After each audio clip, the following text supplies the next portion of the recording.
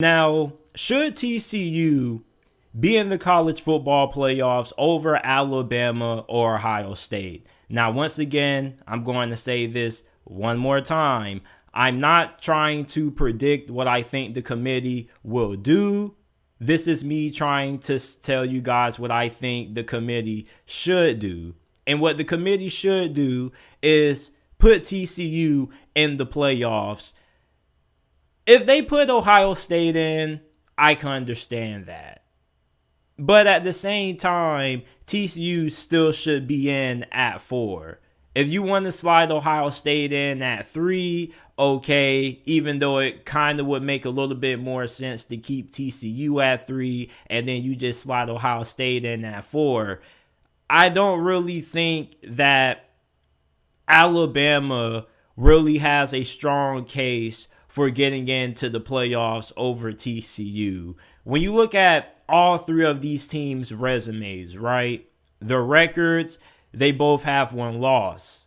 You look at their records against teams currently ranked inside of the college football playoffs top 25.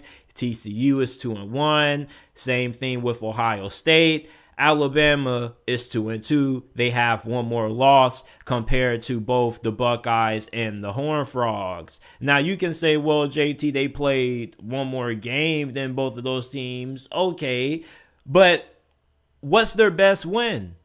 Because TCU's best win is against Kansas State, who just beat them for the Big 12 championship. And Ohio State's best win is against Penn State, who currently is ranked inside the top 10, and they're probably one of the best teams in college football outside of the top 4. So you look at Alabama, what's your best win? Texas, early in the season, which you barely beat them on the road 20-19. The same Texas team that TCU went on the road and beat 17-10. And never trailed at any point of the game. I mean, there's not really a strong argument for Alabama getting into the playoffs over TCU. I would love to see Alabama in the playoffs. However, there's not an argument for the tie this season. Yeah, they do have probably the toughest strength of schedule according to the majority of websites out there. I get my rankings and my statistics from teamrankings.com. They have Alabama tabbed as the team that has the toughest strength of schedule in college football. Ohio State comes in at 4th. TCU comes in at 9th.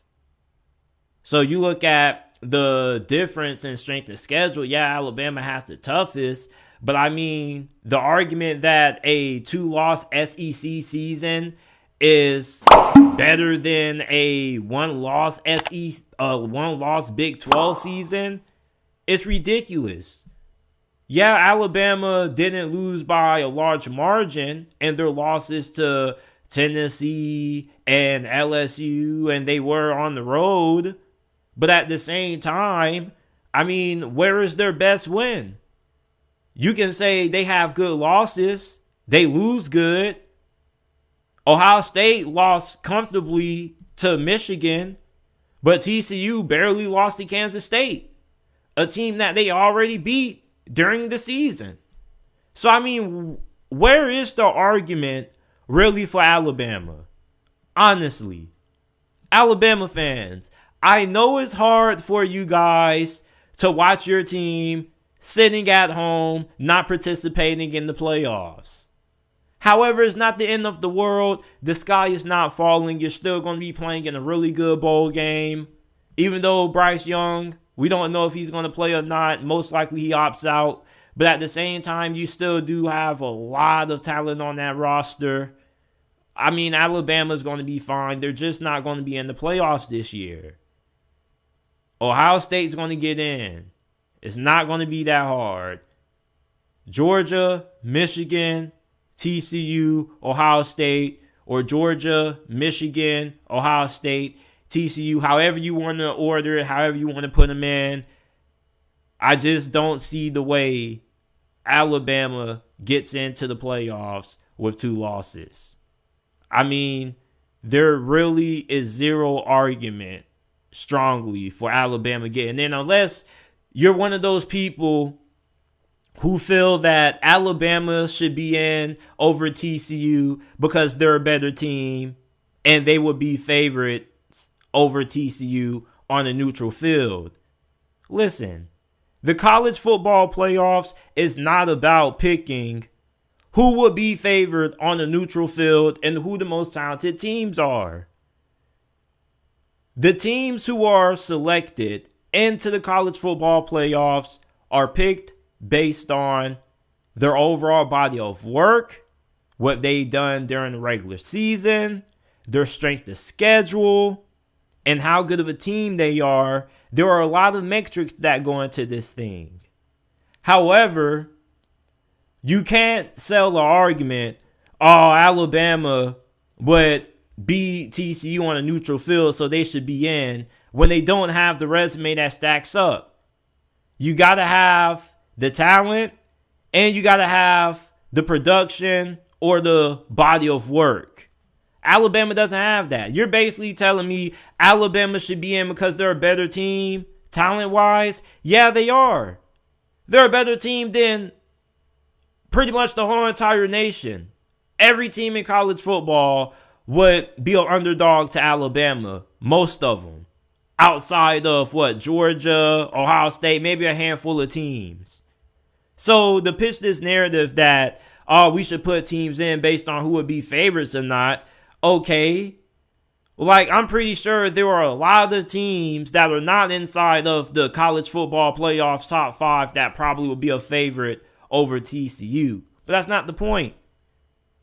It's about selecting the best 4 teams that also deserve to be in. So you got to pick the best teams that not only are the most talented, but also are the most deserving.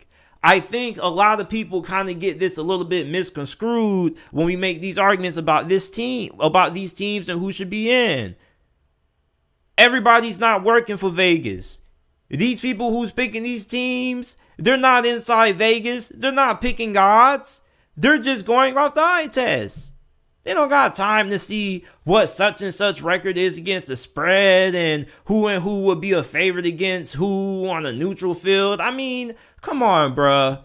Now you're just trying to, when you start pitching me arguments about who would be favorites over who, that's how I know you're running out of arguments. Let's keep this based on strength of schedule, records versus teams ranked inside the top 25 and win-loss. Nobody cares about who would be favorite. That's irrelevant. Tell me who are the most deserving teams who also happen to be the best in college football. Alabama's one of the best, but they're not one of the most deserving compared to TCU.